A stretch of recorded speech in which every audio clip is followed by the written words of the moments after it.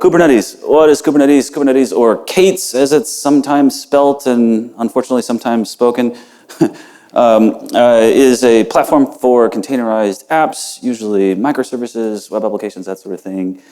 You'll hear Kubernetes associated with pods all the time. Basically, the unit of work in Kubernetes is a pod for whatever reason.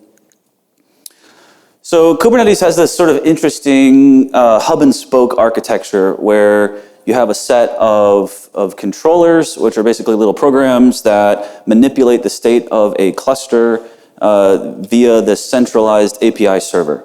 The API server keeps track of state, metadata, and that sort of thing in etcd or something like it, which is just a key value store. And then, of course, you have like the cluster, which is a bunch of nodes where the actual work is done. So I don't think this was like planned, but if you sort of squint and look at the architecture of Kubernetes, there's a lot of database-y parts to it. You have like a metadata store, which provides its own consistency. You have a concept of objects and collections of objects. You even have policies that you can apply, the API server enforces. So basically just out of the gate, there's kind of like pieces of a database here. And sort of the gist of my talk is that like we can sort of layer on a bunch of stuff and get Kubernetes to behave exactly like a database, which is perhaps surprising. All right, so I want to draw sort of an analogy between Kubernetes and Hadoop, right? Hadoop is sort of like this collection of loosely coupled services that when you bundle them all up and wire them up together, they sort of act like one big distributed database. Kubernetes seems more like, I feel like it's like the kitchen sink, or like everything's thrown in, everything's sort of like native, but there's a lot of overlap in terms of features. For example, in the Hadoop stack, we have metadata and consistency from Zookeeper. In Kubernetes, we have etcd. Hadoop has Yarn for like containerized workload orchestration, that sort of thing. Kubernetes sort of has a scheduler baked in. But yeah, the analogy is like, Kubernetes and Hadoop share a lot in common, even though their architectures are like, don't have much in common. Also, Hadoop, as I said, is sort of like one big database and user experience. It's had a lot of success in big data, of course. Kubernetes, on the other hand, for some reason, sort of like started just with microservices, and I think that's changing over time, but we still think of it in terms of just microservices. So it's becoming increasingly common to run data workloads on Kubernetes, meaning like you can install a database and like run it on Kubernetes as a platform. So this sort of begs the question, right? Like if we have databases and data infra running on Kubernetes, is Kubernetes the new Hadoop? And I kind of think it is to some extent, but there's some missing pieces. There's a lot of missing features. So I mentioned that Kubernetes has storage, it has compute. Sort of perhaps surprisingly, there's consistency mechanisms thanks to etcd.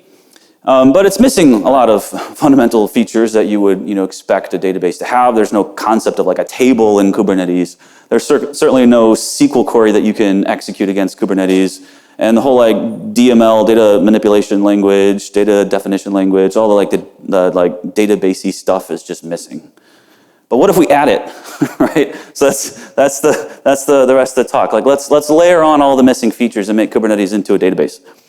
All right, so the first thing we can do is we can build a SQL interface to Kubernetes, which ends up being actually surprisingly easy. And what we want to do is we want to be able to say like, select star from Kubernetes pods where status equals ready and get back a set of ready pods. Okay, so again, these are like the unit of work. So we're going to use sort of an old Apache project. I don't say old in a negative sense. I love Apache Calcite, but it's been around forever, it seems. You'll find Apache Calcite sort of like leveraged by a bunch of other things. Flink is a big one. But it's a framework for building databases or data platforms. It calls itself a database without a storage layer, which is kind of interesting. And so if we have Kubernetes and we said that it has storage, it has compute, it has metadata, what if we just like take Kubernetes and Apache Calcite and smash them together and we'd get a database? Okay, so if you've heard of Apache Calcite before, you've probably encountered it because of its SQL parser, its planner, its query optimizer. It's got APIs for tables, databases, catalogs, that sort of thing, database-y stuff. Relevant today, Apache Calcite supports Java types natively, which is pretty cool. Apache Calcite, not surprisingly, is a Java application or a Java project. So if you can get your data into Java objects or like collections of Java objects, then Apache Calcite can sort of trivially and natively operate on those things. So if we want to expose some data to Apache Calcite, it's mostly just an exercise in getting it into Java objects. Apache Calcite also has a JDBC driver. JDBC is the Java Database Connectivity framework, whatever you would call it. So a JDBC driver is basically how a Java application would talk to a database, sort of typically, right? So this is kind of interesting because it means that you can talk to Apache Calcite as if it's a database, even though it's, again, not a database on its own anyway. So how we do this, again, Apache Calcite doesn't have data, it doesn't have metadata, it's not a database, it's sort of like everything but the data. But you can tell Apache Calcite about your data using a model file, and this is where you can drop in plugins, you can enumerate tables, you can enumerate databases and that sort of thing. For now, we just need to implement a schema factory. A schema factory, so I apologize, the term schema is really overloaded, especially in this talk, but in this context, schema just means like a collection of tables, basically. So I can make a model file, I can add my plugin, which is a schema factory, and then I can fire up something like SQLine. SQLine is a command line tool that just executes SQL against a database using JDBC. So if I use Calcite's JDBC driver loaded with my model file, I can point SQLine at it and execute SQL queries, and it'll talk to this database that doesn't really exist, right? So I can implement a schema factory pretty easily. It's just basically getting a collection of tables, which sort of begs the question, what is a table? A table is something we can scan and get a bunch of rows for our purposes. And those rows, if we get like a list of rows, if we can turn that list of rows into a queryable, then Calcite can query it, is basically how it works. And a list of rows, so long as we're talking about native Java collections, sort of trivially is converted into a queryable. So if we want to turn Kubernetes into a database, we have to have this concept of like a Kubernetes table, right?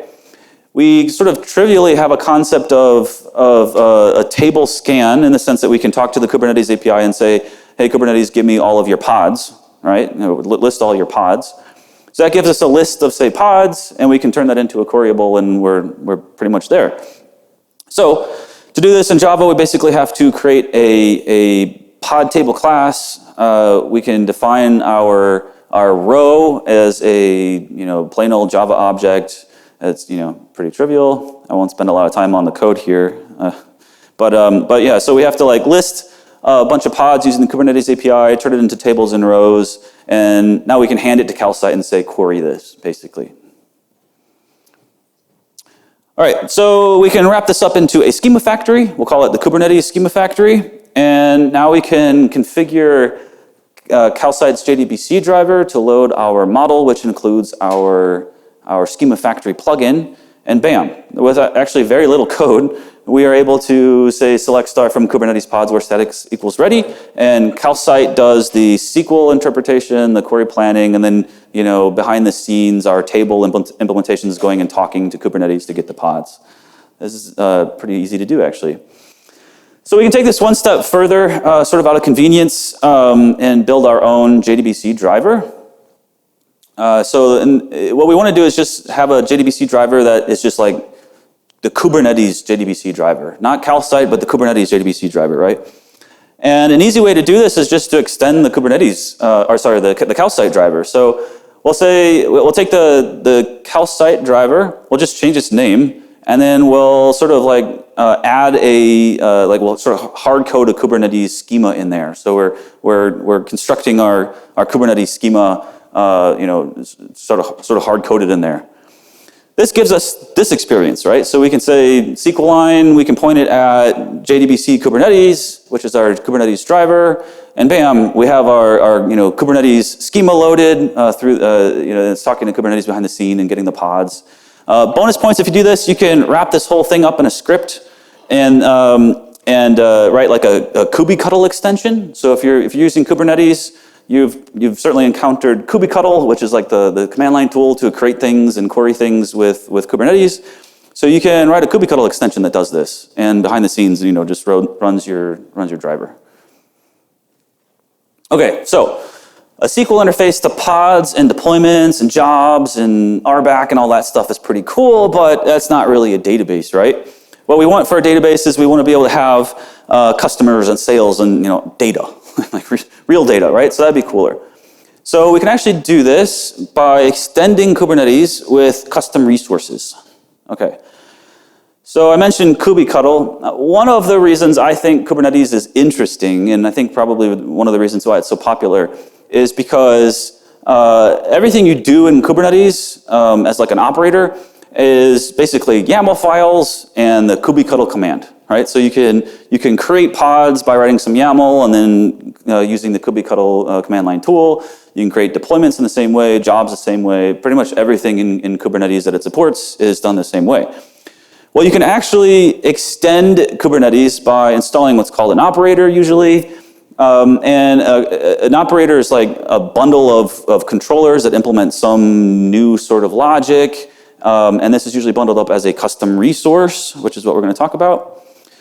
And so like if you install like, for example, a Kafka operator into a Kubernetes cluster, you can say things like, create a Kafka cluster or create a Kafka topic, and the operator does the work.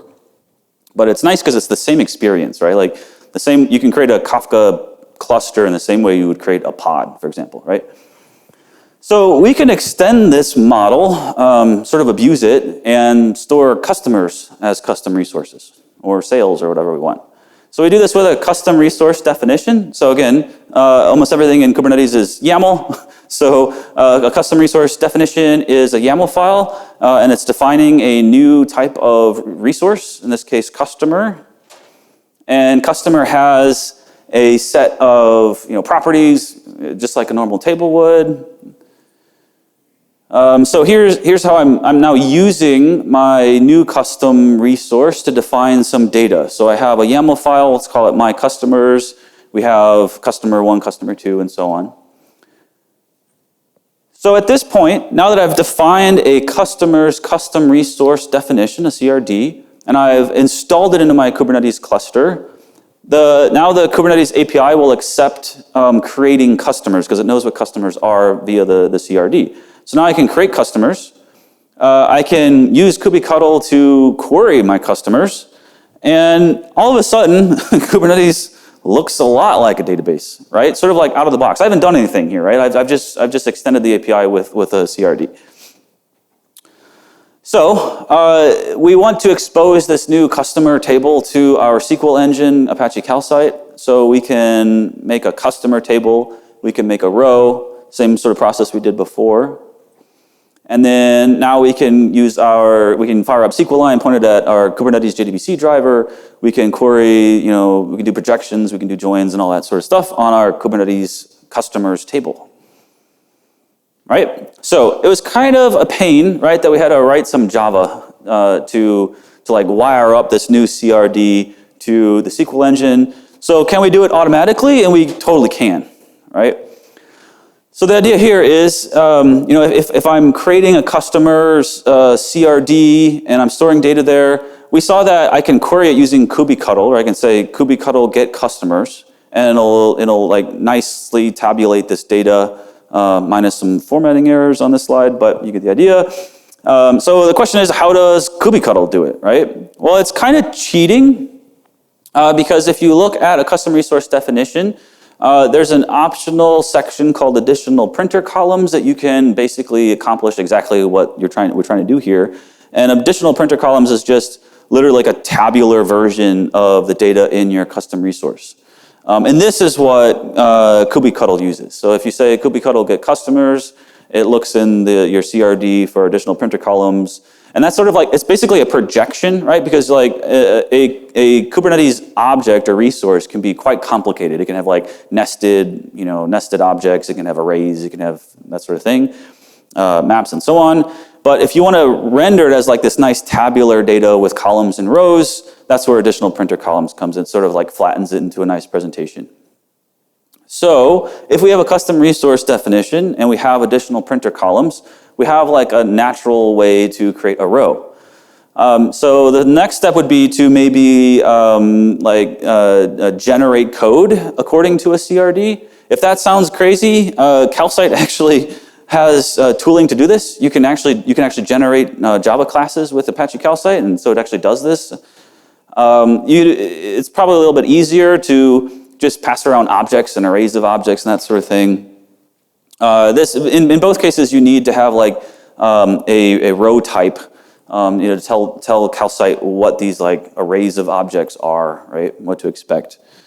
This is easy. If you have additional printer columns, you just turn this into SQL types. There's not much there. So now we can list a bunch of CRDs from Kubernetes, ask Kubernetes for all the CRDs that are installed. We can turn them all into CRD tables. We can register them as tables into the schema, and bam! Now I'm here. We can create a new table as a CRD, call it sales. We can insert some sales. And now we can issue queries against Kubernetes using our Kubernetes driver, doing things like, what customers actually bought something, right? Like this is database at this point, right? We've arrived at database, or almost. So the view so far, we can handwrite some CRDs, writing some YAML. We can install a CRD. We can handwrite objects, right? We can say like, this is my customer, this is my sale. We can create them using kubectl, and then we can start querying, which is pretty cool. All right, so at this point we have to ask, but why, right? Like, why are we doing this? It's mostly a thought experiment, but there's some interesting results here. We basically have a database with no like real infrastructure outside of just Kubernetes, right? Like if we already have Kubernetes, we're not adding anything new. It's just Kubernetes. There's actually some interesting benefits of using custom resource definitions in this way to represent data schemas. For example, you can have like custom validation inside your custom resource definitions using something called the common expression language, and there's a bunch of other things that CRDs support, where you can say like, age has to be greater than 0, and this has to reference something else, and that sort of thing. So it's actually a pretty good system for modeling data, surprisingly so. And you get this nice, there's actual applications for this sort of thing.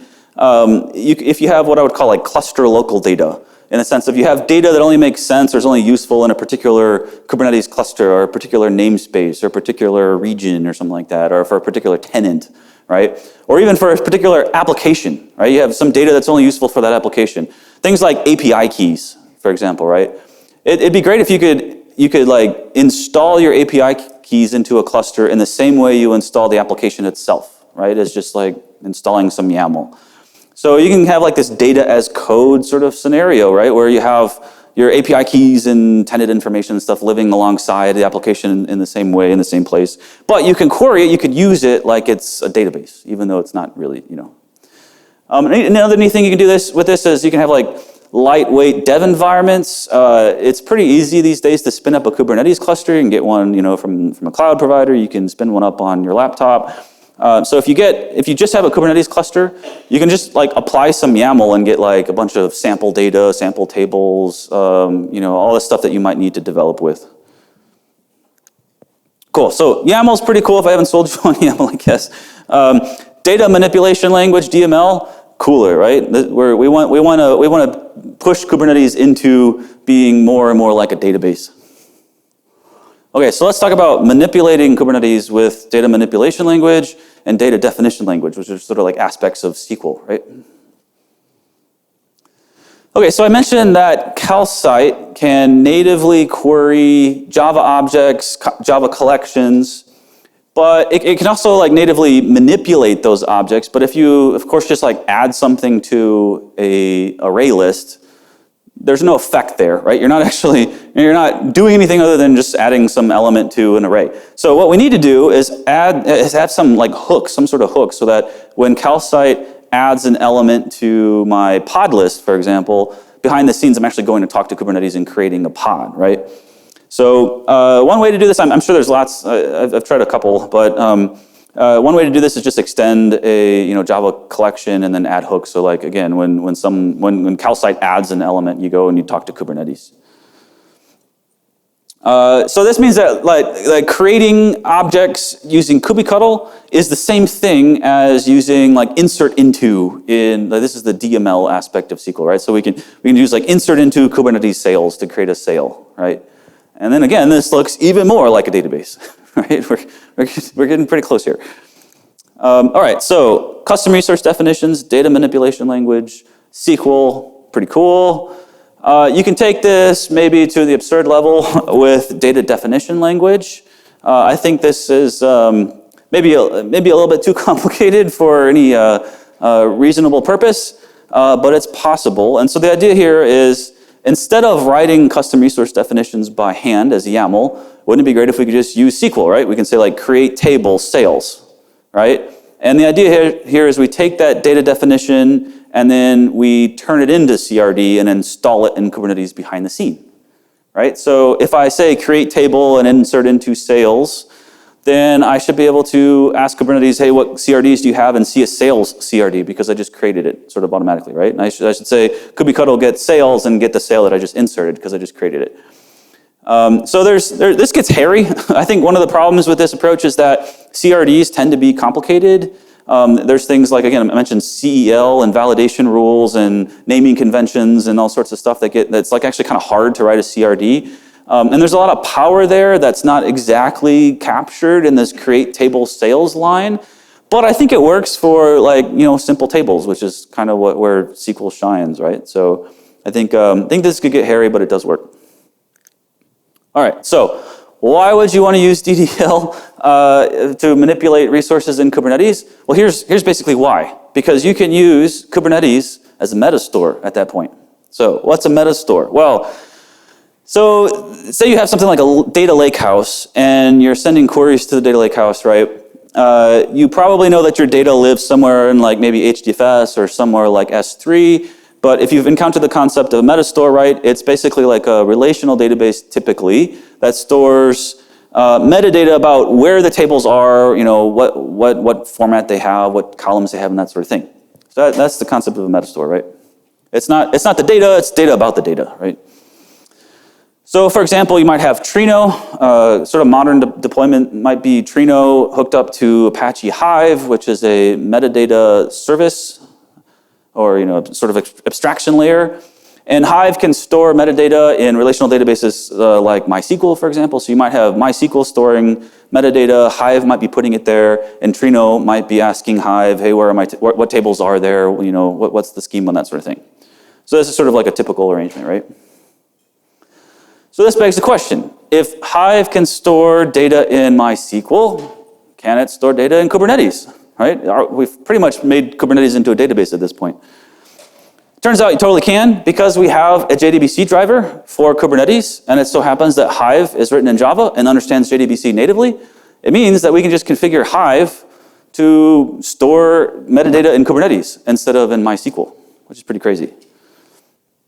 A more sort of modern system might be Iceberg. You might have Trino and you might have Iceberg.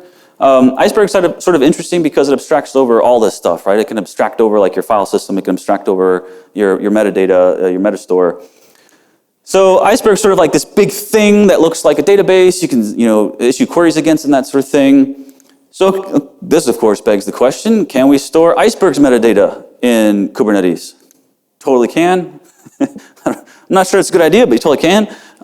So for example, the Spark catalog for Iceberg supports JDBC. So we just plug in our JDBC driver, and again, so long as our JDB driver is fully featured, I've probably glossed over some details, but if we have full support for SQL, DML, DDL,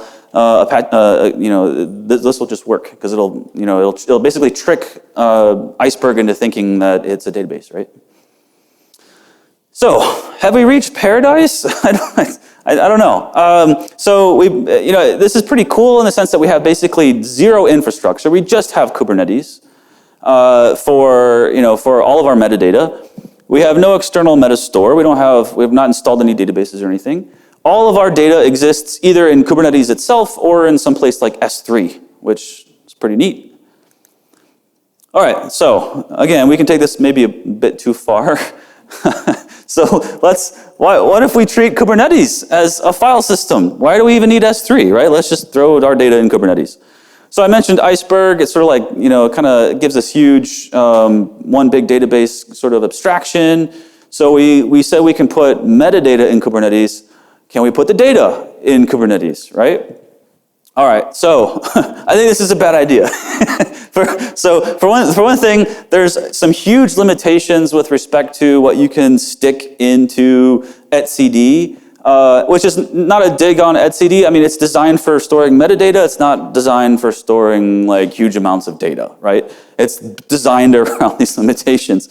But you can kind of get in that direction. You could imagine taking you could imagine taking Kubernetes and sticking in like a blob CRD and turning Kubernetes into a blob store, right? So now we have key value stores. We have layered on top of Kubernetes.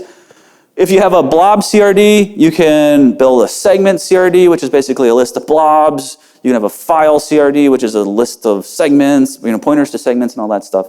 So you could imagine building an entire file system around this model. It just probably would be severely limited. There's actually some reasons why you might want to do this. Like, again, this sounds kind of crazy, but you can imagine having an entire data lake just for integration tests with like no other infrastructure. You have Kubernetes, that's it. Bam, you get a data lake. Kind of cool. And it's also funny, like if you start out with a brand new website, new web service, new company or something like that, sort of the typical way of thinking is, you don't need to use Kubernetes yet. Scale to 1 million users and then use Kubernetes, right? Kubernetes is too much work. I would actually turn that around and say you can actually start with Kubernetes and nothing else, which is kind of interesting, right? You could start super small with just a Kubernetes cluster and install your services there and not have any other infrastructure. An interesting side effect of this is you can actually scale, like really scale to zero without losing any data, right? Because you don't have any databases. You're just storing metadata in Kubernetes itself. So you have no pods, no nodes, no persistent volume claims. Those are the sort of things that you end up being charged for generally if you have like a hosted Kubernetes service or a cluster. You never have to wait for database to spin up, which is nice. One of the things I found out researching this, which I thought was kind of cool, is if you have like a cloud-hosted Kubernetes cluster, very often the cloud provider will provide managed backups for you and sort of back up your cluster state. Well, if all of your data is in that cluster state, you have managed backups, which is kind of cool. Like very, very lightweight infrastructure here, right? And of course, just because you might do this from day one and start talking to Kubernetes as if it's a database, of course, you can swap out your JDBC driver with, MySQL or Postgres or something like that and use a real database later. So you're not quite backed into a corner or anything like that. All right. So if you like this concept, I'll plug a project I'm working on at LinkedIn called Hoptimator. It's not this, but it has similar, concepts. It involves Apache Calcite and Kubernetes, and that's pretty much all it has in common. But check it out. It's my shameless plug. And that's what I got. Thank you so much.